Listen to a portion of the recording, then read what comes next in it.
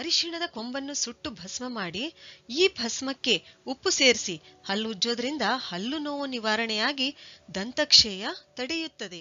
ಅರಿಶಿಣದ ಕೊಂಬನ್ನು ತೇಯ್ದು ಜೇನುತುಪ್ಪದಲ್ಲಿ ಮಲಗುವ ಮುಂಚೆ ನೆಕ್ಕಿಸಿದ್ರೆ ರಾತ್ರಿ ಮೂತ್ರ ವಿಸರ್ಜನೆ ಮಾಡುವ ಅಭ್ಯಾಸ ಏನಿದೆಯಲ್ಲ ಅದು ನಿಲ್ಲುತ್ತದೆ. ಬೇಳೆ ಮತ್ತು ತರಕಾರಿಗಳನ್ನು ಬೇಯಿಸುವಾಗ ಚಿಟಿಕೆ ಅರಿಶಿಣ ಹಾಕಿ ಬೇಯಿಸಿದ್ರೆ ಬೇಳೆ ಬೇಗನೆ ಬೇಯುತ್ತದೆ ಮತ್ತು ಆರೋಗ್ಯಕ್ಕೂ ಒಳ್ಳೆಯದು. ಅರಿಶಿಣ ಬೆರೆಸಿದ ಹಾಲು ಸೇವಿಸಿದಾಗ, ಈ ಗೋಲ್ಡನ್ ಮಿಲ್ಕ್ ಸೇವಿಸಿದಾಗ ನಮ್ಮ ದೇಹದಲ್ಲಿ ಟ್ರಿಪ್ಟೋಫ್ಯಾನ್ ಉತ್ಪಾದಿಸುತ್ತದೆ. ಈ ಟ್ರಿಪ್ಟೋಫ್ಯಾನ್ ಏನಿದೆಯಲ್ಲ ಇದನ್ನ ನಮ್ಮ ದೇಹ ಮೆಲೆಟೋನಿನ್ ಮತ್ತು ಸೆರೆಟೋನಿನ್ ತಯಾರಿಸಲು ಬಳಸ್ಕೊಳ್ಳುತ್ತೆ. ಮೆಲೆಟೋನಿನ್ ಏನ್ ಮಾಡುತ್ತೆ? ಸುಖ ನಿದ್ರೆ ತರಿಸುತ್ತದೆ.